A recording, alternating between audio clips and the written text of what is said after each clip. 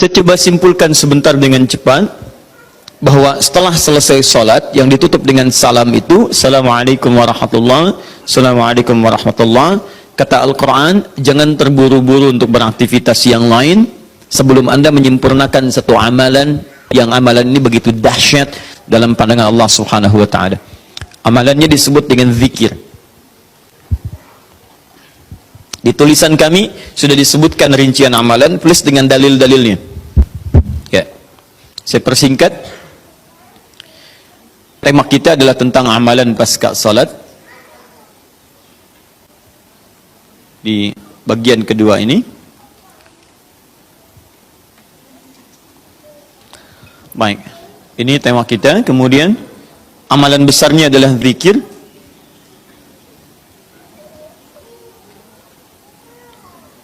Dalilnya di Quran surah keempat An-Nisa ayat 103.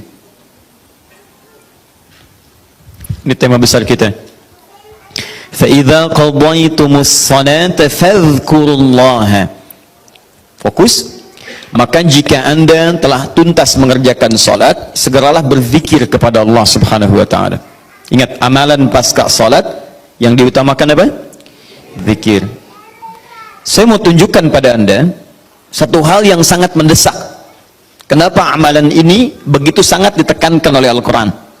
Bahkan saking ditekankannya, kata Allah, perhatikan kalimatnya, qiyaman, baik itu sambil berdiri, wa qu'udan, ataupun Anda punya kesempatan lebih lenggang duduk, wa 'ala junubikum, atau bahkan dalam keadaan Anda sedang payah pun untuk duduk atau bahkan berdiri, boleh sambil berbaring.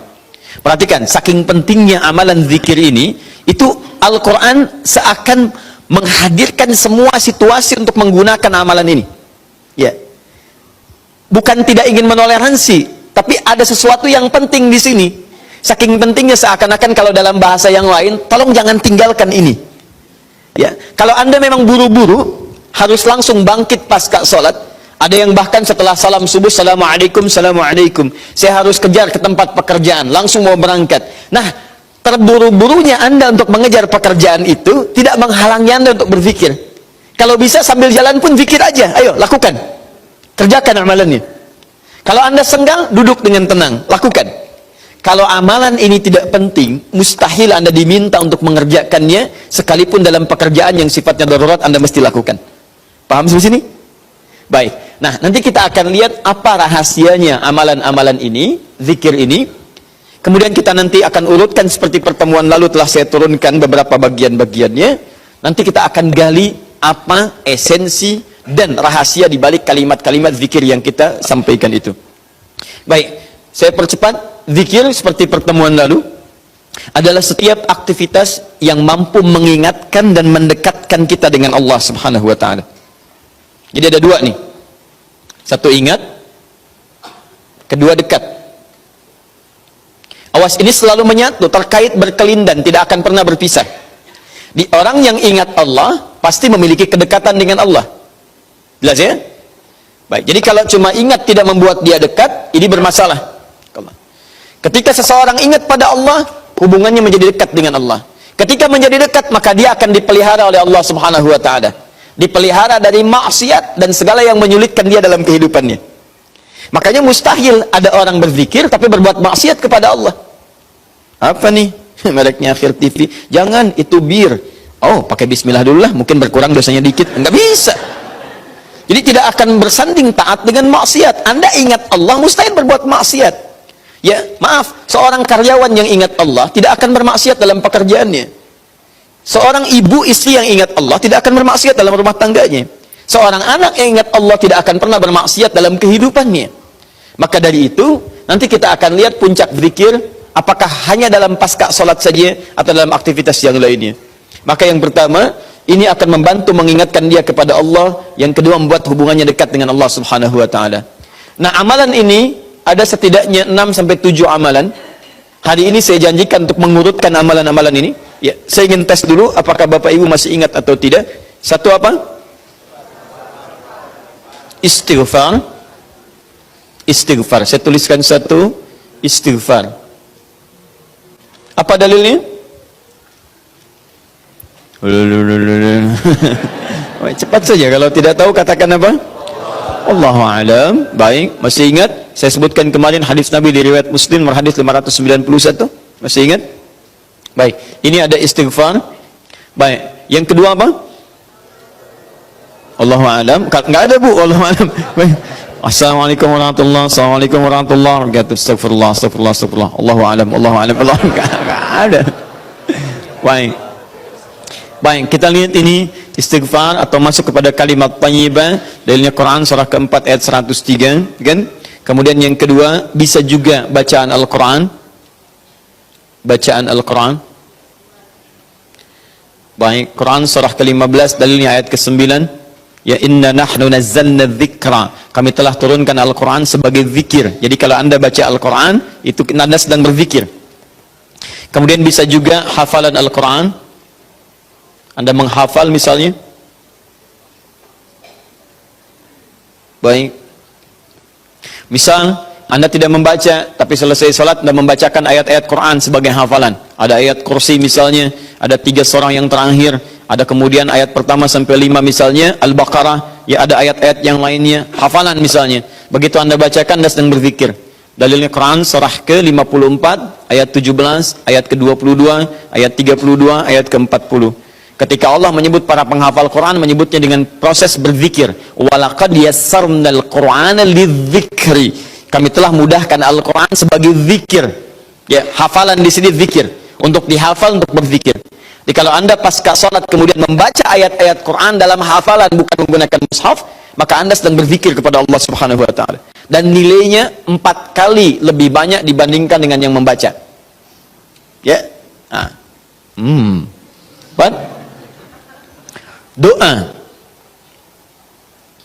Doa itu juga sebagai zikir. Ya, Quran surah ke-7 misal dalilnya ayat 205. Wadhkur rabbaka fi nafsika tadarruan wa khifatan wa dunal jahri minal qaul. Ketika Allah meminta kita berdoa, kalimat doanya dalam bahasa perintah menggunakan kata zikir. Wadhkur rabbaka. Ayo minta, berdoa, sebut zikir kepada Rabbmu dalam dirimu.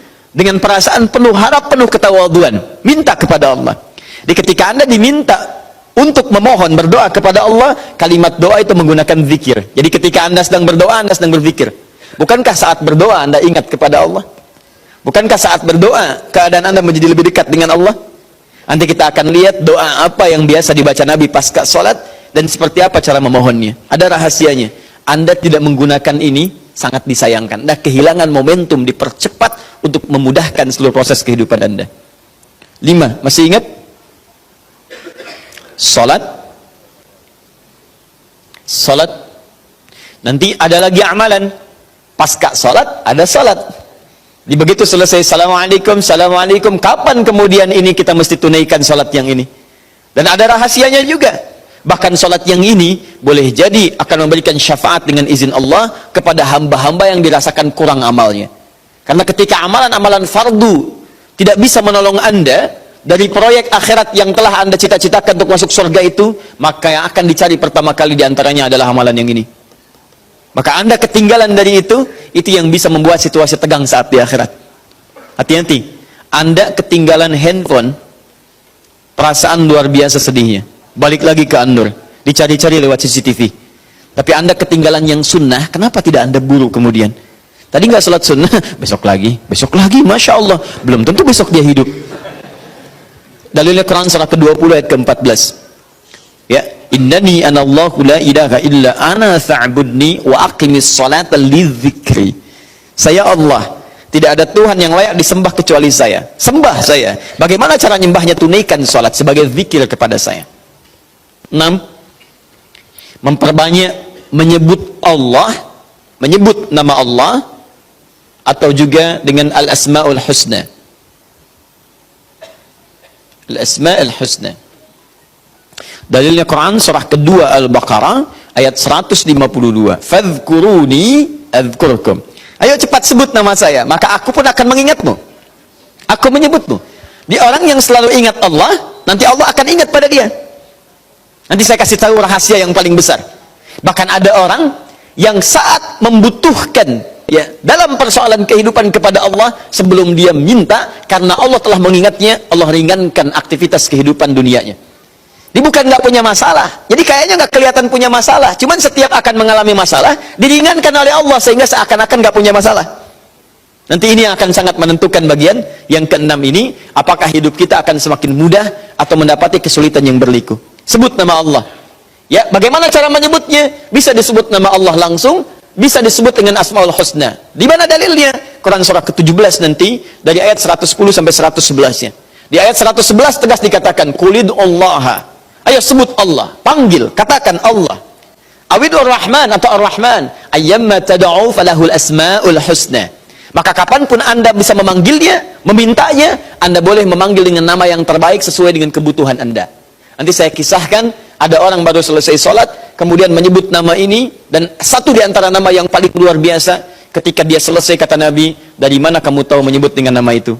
Tahukah engkau, jika engkau melakukannya, maka engkau telah memanggil Allah, yang dengan panggilan itu, jika meminta akan segera diberikan, jika berdoa akan segera dikabulkan.